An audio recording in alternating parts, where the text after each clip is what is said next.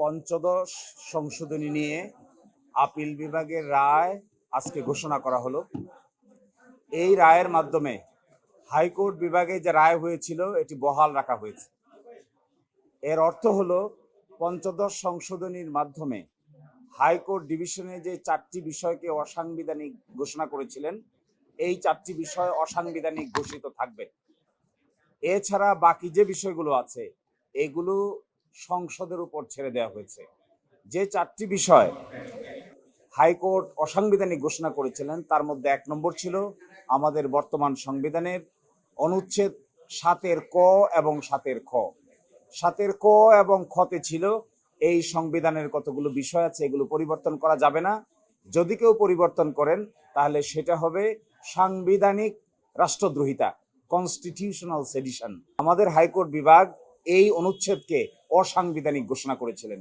Appeal বিভাগে এই অনুচ্ছেদ অসাংবিধানিক থেকে গেল।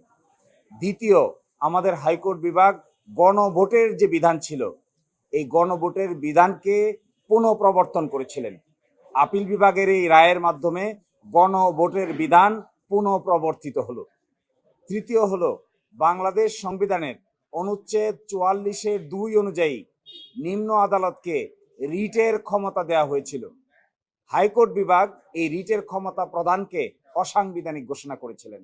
আমাদের আপিল বিভাগ এই অসাংবিধানিক ঘোষণা করার জায়গাটাকে অসাংবিধানিক রেখেছেন, অর্থাৎ হাইকোর্ট ডিভিশন ছাড়া আর কোনো আদালতে রিট আবেদন করার কোনো এখতিয়ার থাকবে না। আর চতুর্থ ছিল তত্ত্বাবধায়ক সরকার। পঞ্চদশ সংশোধনীর মাধ্যমে তত্ত্বাবধায়ক সরকারের বিধানকে বাতিল ঘোষণা করা হয়েছিল। আমাদের হাইকোর্ট বিভাগ ওই বাতিলটাকে অসাংবিধানিক ঘোষণা করেছিলেন। আপিল বিভাগের আজকের রায়ের মাধ্যমে ওই তত্ত্বাবধায়ক সরকার হাইকোর্ট ডিভিশন যে বাতিল করেছেন এই বাতিলটাকে যে বাতিল করেছেন সেই বিষয়টা বহাল থাকবে, অর্থাৎ তত্ত্বাবধায়ক সরকার ব্যবস্থা ফিরে আসতে আর কোনো বাধা থাকলো না। এছাড়া যেগুলো রাষ্ট্রের পলিসি, রাষ্ট্রের নীতি, যেমন সংবিধানের প্রস্তাবনা আর্টিকেল 8, 9, 10, 11, 12, 25 এগুলো সহ যেগুলো নীতি কথা, এই নীতির বিষয়গুলো সিদ্ধান্ত নেওয়ার জন্য পরিপূর্ণভাবে সংসদের উপর ছেড়ে দেওয়া হয়েছে। আমরা মনে করি এর মাধ্যমে বাংলাদেশের জাতীয় সংসদের দায়িত্ব অনেকাংশে বেড়ে গিয়েছে। অনেকাংশে জাতীয় সংসদের উপর নির্ভর করবে জুলাই চার্টার থেকে শুরু করে সংবিধান সংশোধন করার ক্ষেত্রে কি কি পদক্ষেপ তারা নেবেন।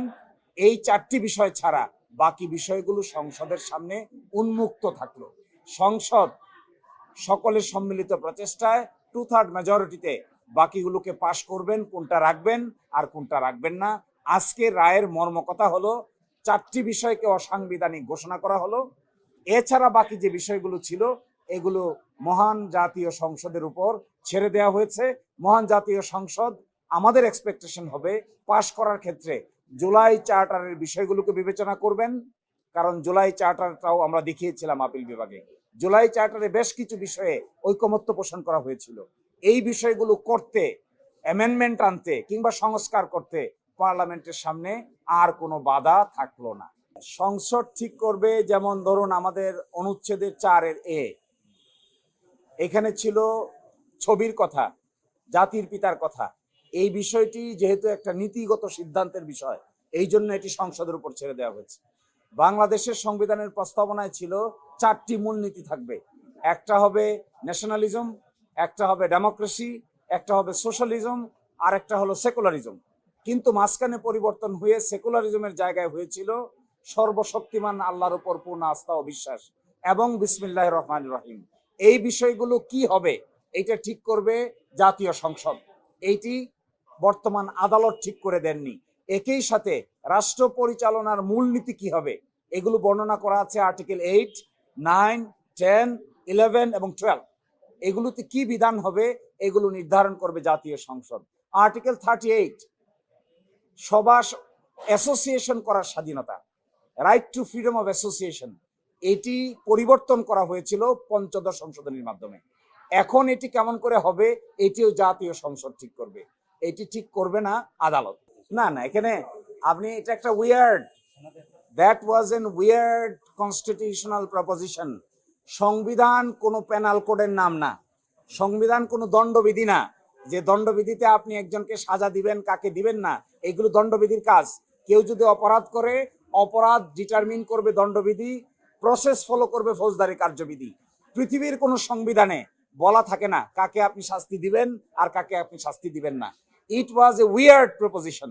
আমরা যারা সংবিধান পড়েছি, জেনেছি, দুনিয়ার যত সংবিধান জানা লোক আছে, কেউ কোনোদিন এটা সাজেস্ট করবে না যে সংবিধানের ভিতরে কাকে শাস্তি দিবেন আর কাকে শাস্তি দিবেন না এই বিধান আপনি ইনক্লুড করবেন। No, it is not allowed, এটি করা যায় না। সংবিধান পরিবর্তন করতে পারবে না, এটাও একটা উইয়ার্ড প্রপোজিশন। পরিবর্তন করতে পারবে না কেন? আজ থেকে 20 বছর আগে বা দুনিয়ার যে হালত ছিল, আজ থেকে 20 বছর পরে কি দুনিয়ার হালত পরিবর্তন হয় নাই? আজ থেকে 50 বছর পরে আমরা কেউই থাকবো না, নতুন জেনারেশন আসবে, আন্ডারস্ট্যান্ডিং হবে, এডুকেশন হবে। এই জন্য সংবিধানকে বলা হয় একটা লিভিং ডকুমেন্ট। এটি সময়, যুগ জিজ্ঞাসার পরিবর্তনের সাথে এখানে পরিবর্তন আনতে হয়।